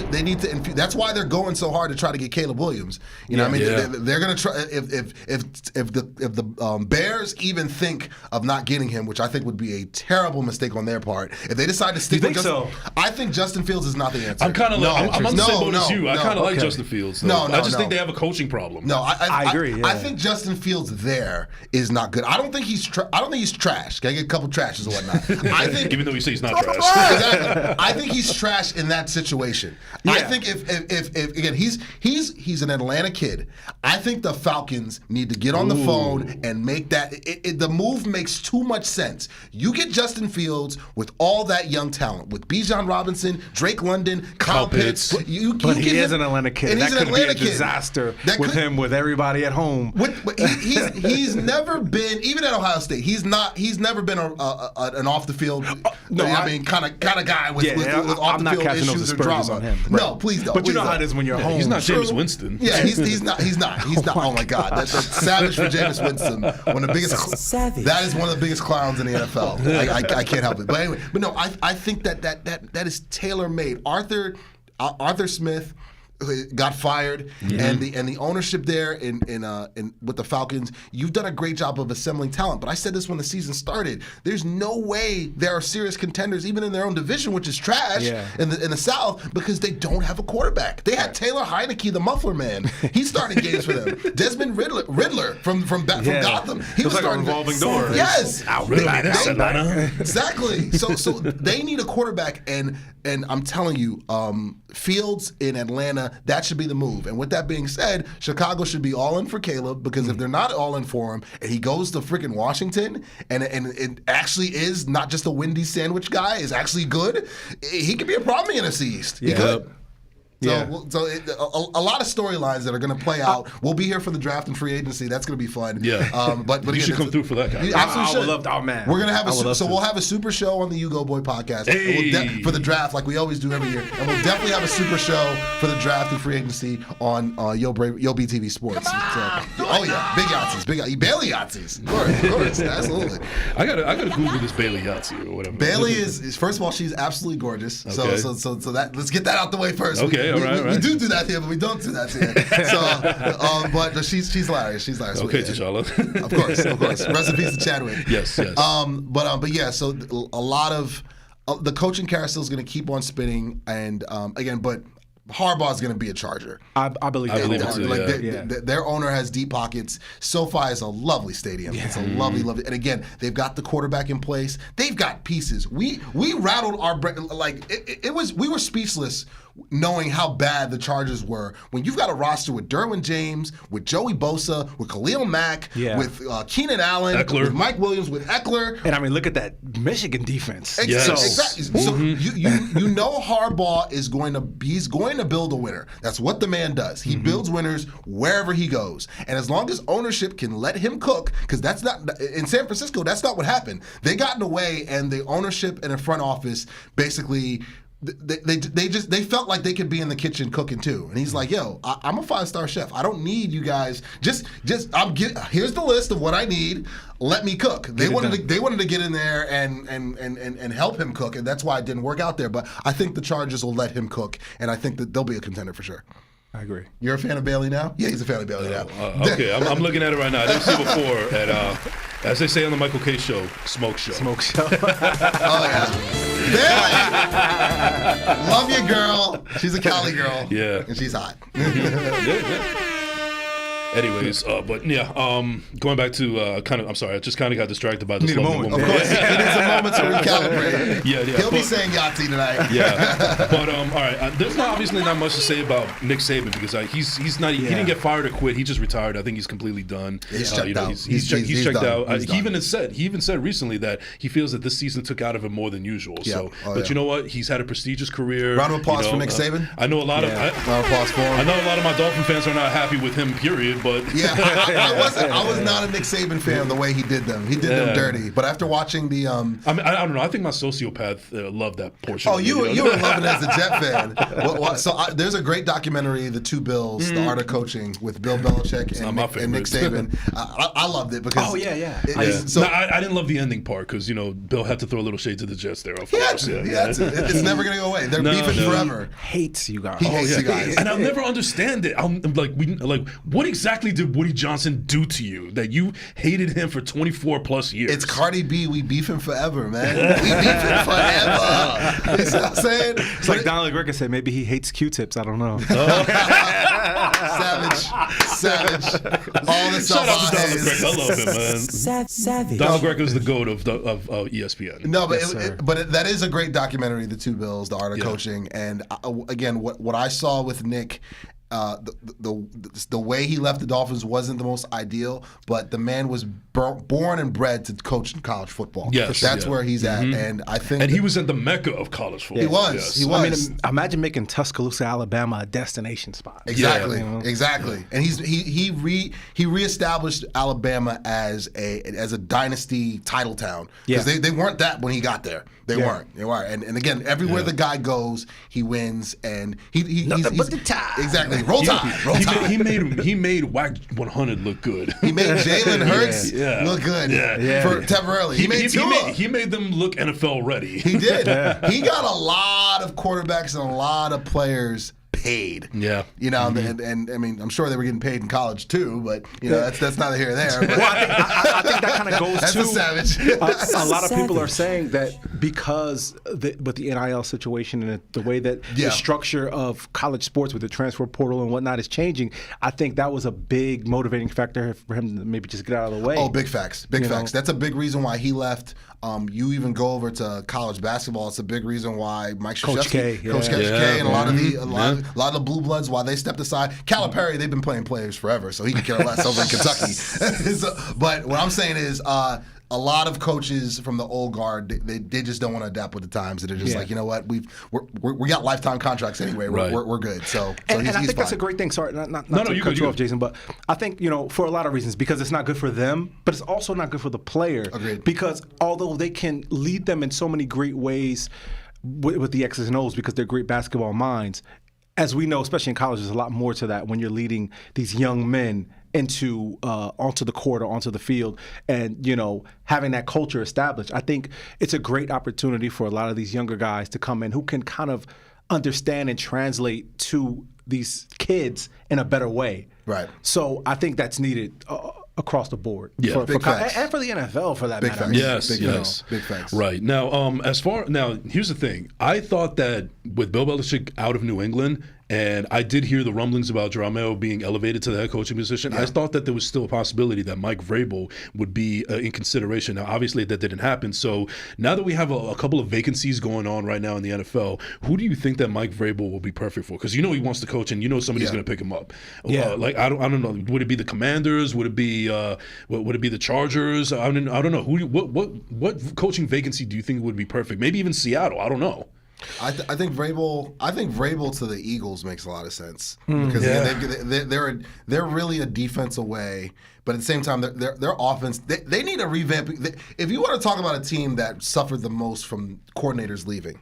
We talked about this when we were setting up the season. Tell me when I'm telling lies. And I had feelings that was going to happen too.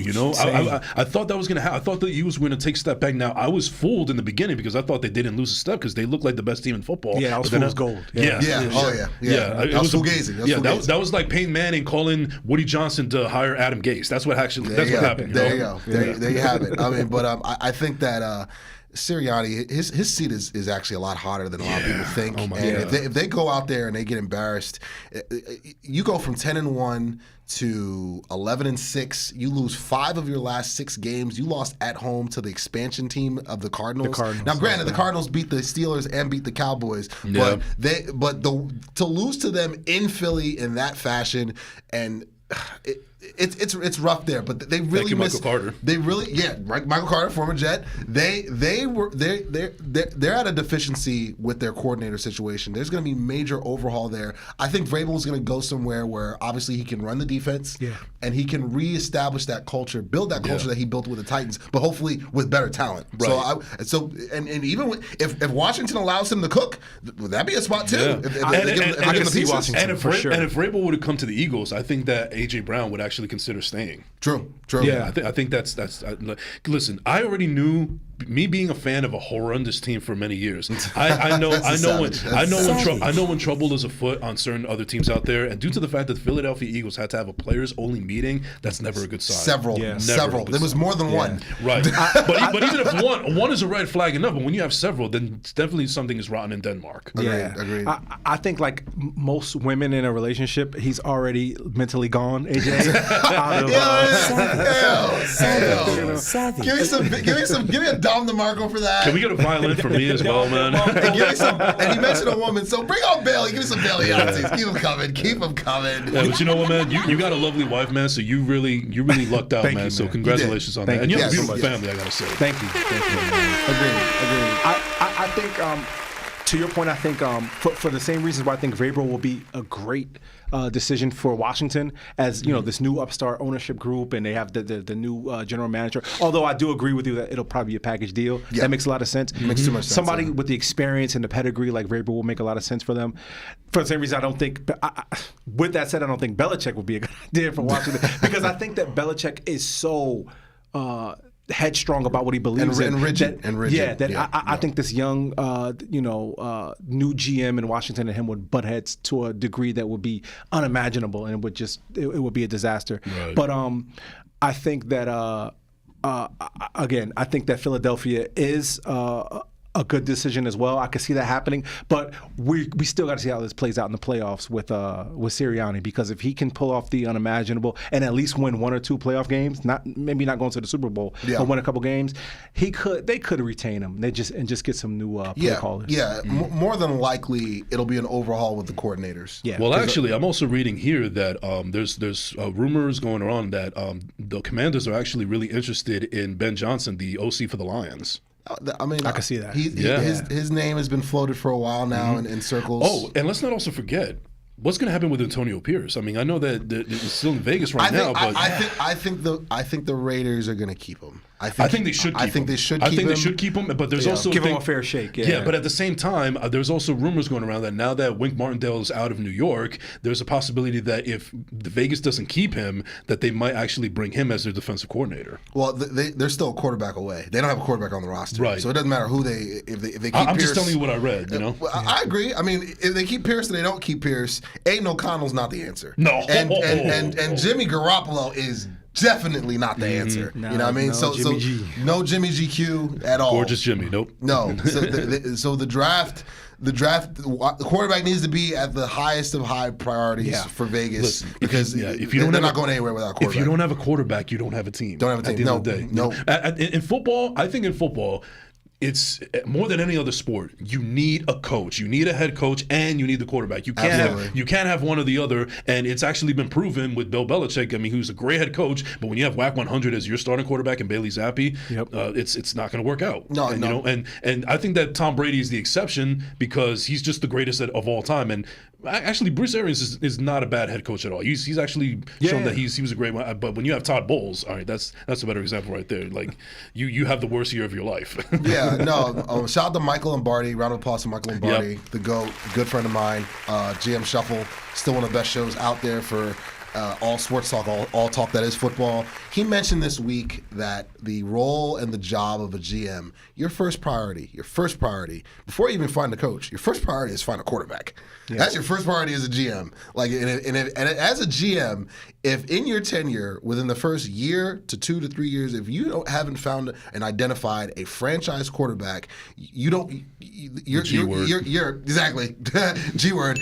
You're a dead man walking. Like you are. So for all these all these coaching vacancies, the top tier guys that are going to make movement, they're going to go to teams that have quarterbacks, which is why it makes too much sense. I'm going to keep saying it because I personally think it's a lock. Harbaugh is going to the Chargers because they've got Justin Herbert, but again, that defense is in shambles with elite talent. Yeah, which is crazy. How bad was Staley? Oh my God, and he's supposed to be this defensive genius, exactly. and they were like the worst defense not named the Commanders. Agreed. So, but quarterback is at the forefront of any team that's making a quarterback hire. Now, please have an offensive line. Right. Please. Now, with that being said, you bring up a point that makes me want to, and of course, me being a Jets fan, I got to bring this up. So obviously, Zach Wilson is trash. Let me get like 50 trashes over there. Okay, Jay's gonna go get a snack. Yeah, he'll be back. So, he's so bad. Terrible. He's terrible. Poor kid. Yeah, he's so bad. Listen, he cries in his Ferrari. I don't feel bad. But anyway, but here's the point that I'm getting to. So obviously, we were supposed to have going this year with Aaron Rodgers, who's one of the greatest quarterbacks of all time, even though we don't know what he's going to be like at 40 years old and 41. But there's a lot of people that say that the only reason that Salah still has a job is because Aaron Rodgers has him there. If it wasn't for the case, he would have been fired already, and I kind of agree with that. Now listen, this pains me to say because I love Salah. He's a guy that I definitely want to run a brick wall through and so on and so forth. And I actually think that despite what he's been giving, his defense has been stout. They've been elite. I mean, you had both the both the offensive rookie and defensive rookie of the year, and then you also have 2 Pro Bowlers this year going in All Pro in Quincy Williams and Sauce Gardner. So defense is actually pretty stout, and you could do that. You could put that on Robert Saleh, you could put that on Jeff Ulbrich, whatever the case may be. But one thing that cannot be dismayed is the fact that offense is just terrible. It doesn't matter who the offensive coordinator is. It could be Mike LaFleur, it could be Nathaniel Hackett. It's going to be trash, and also the quarterback position has not been ideal, nothing home to write with. I mean, we had a little glimmer with Mike White, but we all knew that wasn't going to go anywhere. Right. So with that being said, going into the season, obviously, if it wasn't for Aaron Rodgers, and I hate to say this, but I think that Robert Saleh probably deserved to lose his job, but he's got a mulligan because of Aaron Rodgers. Everybody's got a mulligan because of Aaron Rodgers. Basically. So going into the season in 2024, I think that Aaron Rodgers still has a little bit left in the tank, but if it doesn't go well, does that once and for all say that Robert Saleh should be out of the job? He'll be out of a job, and your GM should be out of a job because of what I said. Yes. He did not identify a quarterback outside of Aaron Rodgers because you have to be preemptive. Even if you knew this was a short-term deal, which it was.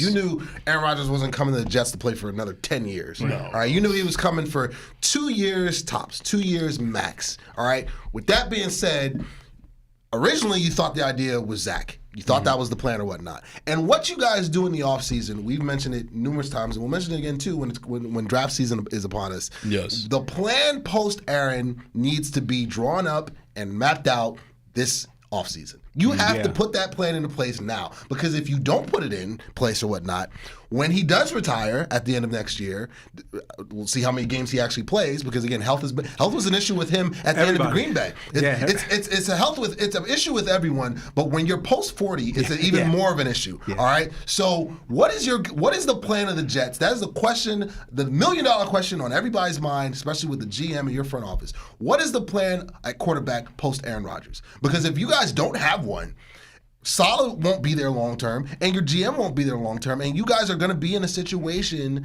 that a lot of these teams right now that we see right now.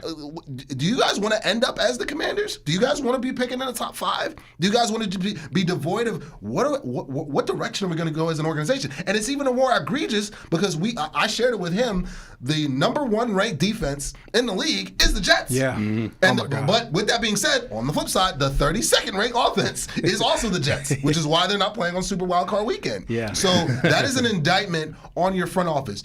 What is the plan post Aaron? You guys have to start getting that together this offseason. I honestly feel like Joe Douglas definitely feels the pressure, and that's why they had to make a move like getting Aaron Rodgers, because he knows this is it. If it doesn't work out with Aaron Rodgers, because it clearly did not work out with Zach Wilson, I'm out of a job. I'm hoping that Ozzie Newsome would have a position for me in Baltimore when I inevitably get fired. Will you guys draft a quarterback? No, go ahead. Sorry.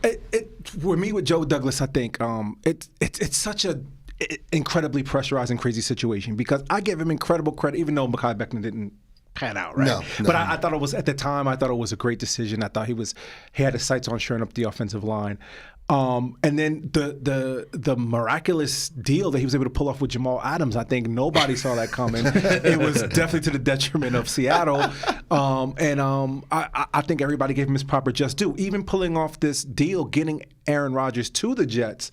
But to your point, I think all of that great work that he did for the past, 3.5 years or whatever it's been, is just so tainted by not shoring up a quarterback or a backup quarterback for that matter. Dom DeMarco. This season. Joe Flacco did call. Yeah. Joe Flacco did call the Jets, and he has been in the building before, but they were like, no, we're good. Yeah, I mean, and then I think there was talks of Jacoby Brissett. I think there were talks of so many people that are. I would have loved Jacoby Brissett as a backup. Absolutely. And there's so many people that could have, they could have at least gotten you into Super Wildcard Weekend, as you just alluded to. Yeah. So, Saleh, yes. I mean, without a doubt, if nothing works out, he's going to go. But I agree with you 110% that Joe Douglas, the work starts today. Today, draft with the draft selection, with the plan, with who's going to be the backup quarterback. What are you going? Are you going to stop making decisions that come from all the way upstairs about people like Zach Wilson? Because no disrespect, I mean, everybody knows the relationship between the Johnson family and the JetBlue establishment. And I mean, those things. Sorry, Woody, I like your iced out chain and all that stuff, but listen, man. I don't. You're not a football guy. You got to sit down.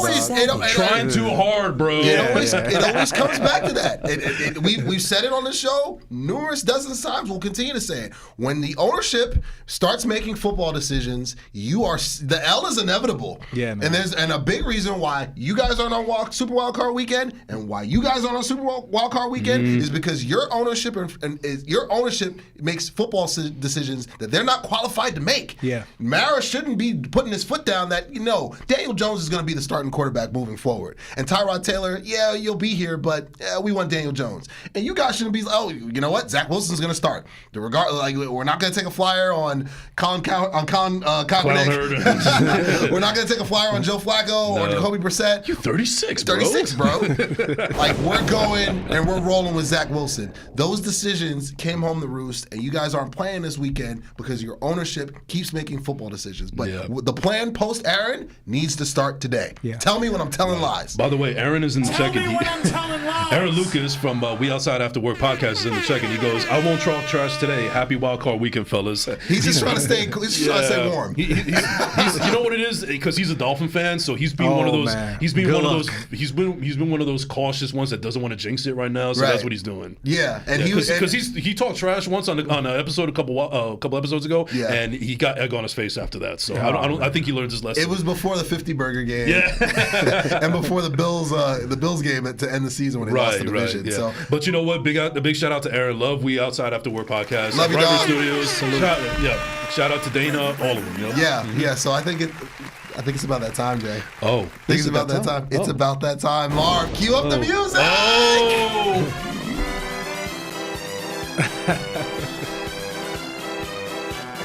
Oh. Hey.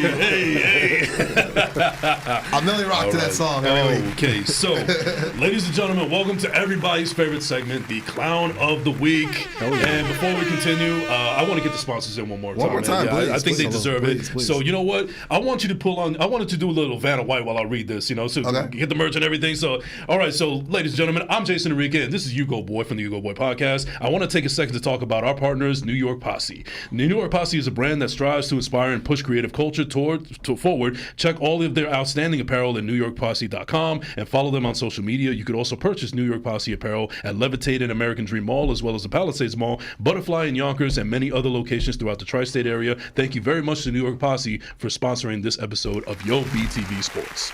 Yes. All right. So I think it's only fair that we give Clown of the Week honors first to our guest here. Yes, we should. The clown mask is away in the closet. Oh yes. You know what? Give me the Clown of the Week for not getting the mask ready. But Marvelous is bringing it over. Right, but so be patient. Be patient. The Clown of the Week is loading. Yes. Loading and loading. Thank you, Marv. Thank you, Marv. Man. You're the greatest. The goat himself. So you got to hold the mask. You got to hold the mask. And Kyrie Williams, who is your Clown of the Week? Oh man, I was so ill prepared for this, man. Come on. I'm sure you can come up with someone that deserves. You know what we do? You know what we do? When we can't figure something out, we just pick a random hat up, like from Fox Sports or whatever, and that usually works out. I mean, this is low hanging fruit, and this is only because I wasn't prepared for this. Okay. But I think that obviously the Clown of the Week is Jason Whitlock. I mean, I think it's gonna all stop coming. Tell Don DeMarcos. Break the button. You know, this is for you. This is for you, Jason Whitlock. I think I give Stephen A. Smith a heck of a lot of credit for being able to contain himself, even in his.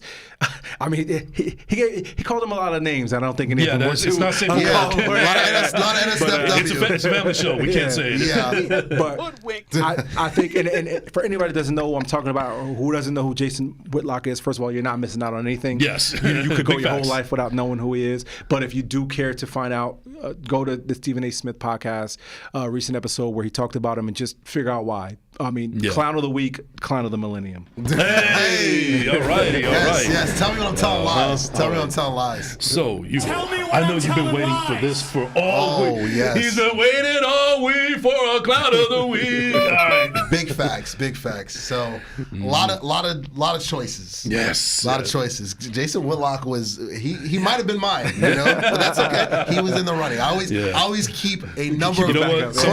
Sometimes the low-hanging fruit's a lot of fun. Exactly. Yes. And with his size, he's low hanging for a reason. Give me a savage there. God. Savage there. Savage. That's a healthy apple right there. Yes, he's had the whole barrel.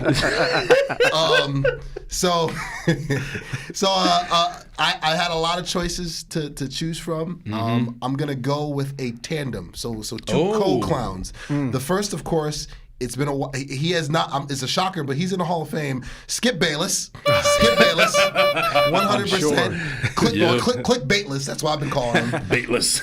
Every time this clown gets on his story or gets on social media after a Cowboy win, I make sure to put it in my story, and I put that clown emoji over his face. You're not going to see his face. Because Cowboy Nation, we do not accept him. We do not recognize him. He is not one of us. He is not one of us. He is not a Dallas Cowboy fan. He's not a part of this. At all. All right, let's just get that out the way first and foremost. And in tandem with clickbaitless, I'm going to go with the fake front-running Dallas Cowboy fans who and I'm going to go with them because that person, and it's a very small of the small minority. They're the loudest, though. They're the loudest, though. Yeah. They're the ones that, of course, give us the worst rep possible, number one. Number two, they can't wait for Dak Prescott to fail. They hate Dak Prescott. Imagine a portion of your fan base that despises your starting quarterback and pray for his downfall. Those are the ones that are just never happy. Never happy. They wake up in the morning and be like, oh, this again. Exactly. Yeah. So Knicks fans are like that too. Exactly. Yeah, exactly. So I'm a Knicks fan. I know. You guys know what I'm talking about. And on top of that group of freaking bozos, they can't wait for the Cowboys to lose either because they want Mike McCarthy fired because they have dreams of grandeur of Bill Belichick being the head coach. Wow. It's despicable. And they're all over Twitter. They're all over social media. They're making reaction videos and content creators. They can't wait to watch. They have PTSD, which all fans of all fan bases, especially Cowboy fans and Giant fans as well as Jet fans. I'm sure you guys have. But again. You're supposed to be positive. It's the playoffs. Number one, you should be happy that your team has made it because not every team makes it, number one. And number two, you should be rooting for good things. You want your team to win. Imagine being a fan of like, I can't wait for us to lose today, man. Yes, please lose. It's stupid. Exactly. It's one thing when they're tanking for a draft pick. It's another. Yeah. But you're not tanking for a draft pick. And again, I said it earlier, Mike McCarthy's won 3 consecutive seasons of 12 wins. Yeah, there's a lot to celebrate there. Exactly. So So the portion of Cowboy Nation, you're really not. You're the front runners. You give us a bad rep, as well as clickbaitless. Both of you bozos have the big red nose, the big red hair, the green hair, and the big red shoes. Congratulations, you clowned yourself. Why so serious? Stop sending a message. Love it. All right. Wait, hold up. He's been waiting all week for Clown of the Week. You know what? I was struggling for a Clown of the Week because it was kind of hard to figure it out. I could have gone for the low-hanging fruit. But I woke up this morning to some egregiousness on Twix, which is we call Twitter X. We do not call it X. We refuse to do that. We know. Elon Musk is a clown. Yes. Yes, I know. Anyway, so I want to nominate this guy. Oh, he has driven me up a wall for so many years on the field, and he looks like he is just trying too hard, bro, to be relevant in Twix and whatever the case may be. My Clown of the Week is Asante Samuel Sr. talking trash about Sauce Gardner because Derek Stingley didn't get named as an All-Pro, but Sauce Gardner got named it 2 years in a row. Dude, come on. Bro, what are you talking exactly, about? Exactly. Weren't you the same Asante Samuel that kept giving up 80 BR pluses? Come on now. Oh, come on, man. Talk to me.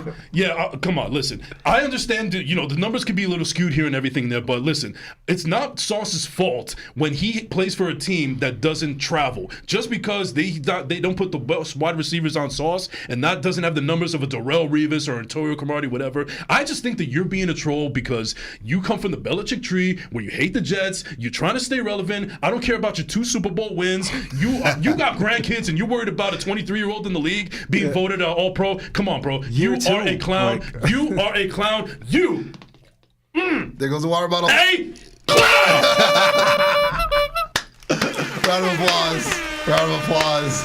Oh, I love that energy. That segment of Clown of the Week, again, was brought to you by the First Class Second Place podcast. Yes. Got to say the whole thing like a charcoal horse. Yes. The Ugo Boy podcast. New York Posse. Yes. As well as Bravery Studios and lovely Garfield, New Jersey. And of course, this lovely gentleman to our right here, Kyrie Williams. Round of applause for our guests. You were great, bro.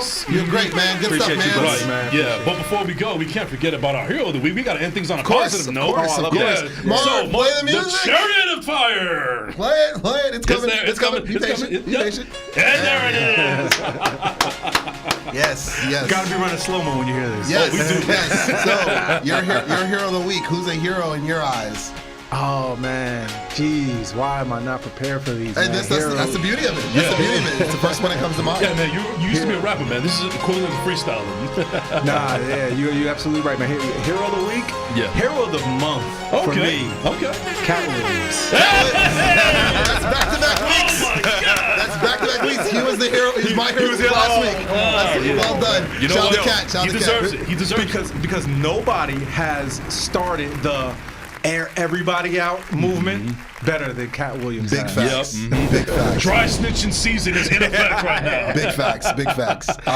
Yes. And you know what? The thing I really respect about Cat is because I know a lot of people are doing this where they're just kind of talking about people and just putting stuff out there out of nowhere, which is kind of whack, to be honest with you. But I think that Cat has not been wishy-washy about this. He's been saying the same things about the same groups of comedians and people for 10, 15 years of his career. He's been consistent with it. It's just nobody's been paying attention. Right. Shout to Shannon Sharp, shout to Club Shay Shay. He's been able to give him a platform big enough, and he slam dunked on that moment to put his point of view out there, the way he feels about certain people. I'm not here to say if it's right or wrong, but I am here to say, yo, if you're scared, say you're scared. And he ain't scared, man. He put it out there. Shout out to Cat. Round of applause one more time for Cat. My hero of the week, Marv. Load it up, baby. Yeah. Load it up. The real Cowboys Nation that I'm a part of. You know I'm a part of it. Real Cowboys Nation that roots for the team, holds the team down. Our motto all year has been Carpe Omnia, seize everything. Wear white at the stadium at AT&T. We have not been to a NFC Championship game or a Super Bowl going on 30 years. Let's end the drought. Make sure you're loud, and make sure, I know you'll be watching all over the country, all over the world. Go Cowboys. Let's get this win, baby. Let's get this win, man. Cowboy Nation, stand up. How about the Cowboys? How about the Cowboys? All right. Now, my hero of the week has been actually a hero of mine for a long time. This has been my radio hero. He has inspired me to get into sports talk, and I've been also very fortunate to not only have him on my show twice, and also featured on the Yo BTV Sports, and I also had him on the You Boy podcast. You know, that was a great episode. Big outsies. I want to give my hero of the week to the one and only Joe Beningo. Yes. Because not only for all the great things that he has done in sports radio and by being himself, but on his All the Pain podcast, after the Jets finally snapped that losing streak against the Patriots, he goes, for a lot of Jet fans out there, they actually wanted to lose this game so they can get a higher draft position. I know this is not safe for work, but I'm going to repeat what he said. Stick it up your ass. Listen, we us Jet fans, I don't care about draft positions anymore. We drafted Sam Darnold with the number 3 overall pick, and how did that pan out? Yeah. We drafted Sam Darnold with the number 2 overall pick, and how did that pan out? Sanchez. I want wins. I don't care. Listen, I don't care about draft positions. I don't care about Pro Bowl selections. I don't care about stats in certain aspects. I don't care about the media coverage. I don't care about Woody Johnson's iced out chain. All I want to see is wins. Wins are the only thing that matter. We've seen so many times on and on that we've had some deplorable and awful human beings as athletes, but you know what? They've been able to mask it with winning. Yeah. So I just want to say thank you to Joe Beningo for keeping it real and you exposing all of the fraud Jet fans out there that only care about stats and the everything that comes with it except for winning. No, we want to see wins, and we hope that we get that in 2024. So thank you, Joe Beningo, for keeping it real, and thank you for being my hero, period. Yes. Round of applause for all our heroes. Yeah. Round of applause for our guests. Good stuff again, man. And let's not forget about our hero always, Marv Bedomo behind the boards. Marv on the boards. Yes, and also we can't forget about these other heroes as well. Got to get another sponsorship in there. One more time. Yeah, big shout out to. Oh, man, I love this, man. Thank you so much. Appreciate it. So let's take a second to talk about our partners at New York Posse. New York Posse is a brand that strives to inspire and push creative culture forward. Check out all of their outstanding apparel at newyorkposse.com and follow them on social media. You can purchase New York Posse apparel and Levitate at American Dream Mall as well as the Palisades Mall, Butterfly, Yonkers, and also many other locations throughout the tri-state area. I got to put this on, man. It's only fair. Go for it. Oh, my God. Survey says. I feel like I'm at the draft. Survey says. Where's Roger Goodell? I need to take a pic with the jersey right now. Yes. Thank you so much, New York Posse, for sponsoring this episode. Shout out to Aaron in the chat, too. He said Sauce is a Pro Bowl holder. Yeah, well. It's not my fault that Xavier Howard couldn't stay healthy. Oh, savages. For both sides. My name is not Matt Barnes, but I thought you wanted all the smoke. All the smoke. Smokey the Bear over here. Only you can prevent forest fires. Oh, man. All right, well, Kyrie, thank you so much for coming through, man. Yes, thank you so much. Thank you so much. Is there anybody want to give a shout out to before we close out? Yes. Man, I want to give a shout out to you guys, man. You guys do an incredible job. I watch thank you for continuing to send me the link to tune in. I call in. I think, it's exciting. I'm a sports media junkie. I consume it all. You guys, as far as I'm concerned, you guys are right up there with some of the best that's on there. Wow. Thank you, man. You're consistent, you're knowledgeable, you know a lot about, you both know a lot about what you're talking about. And I mean, you're also funny.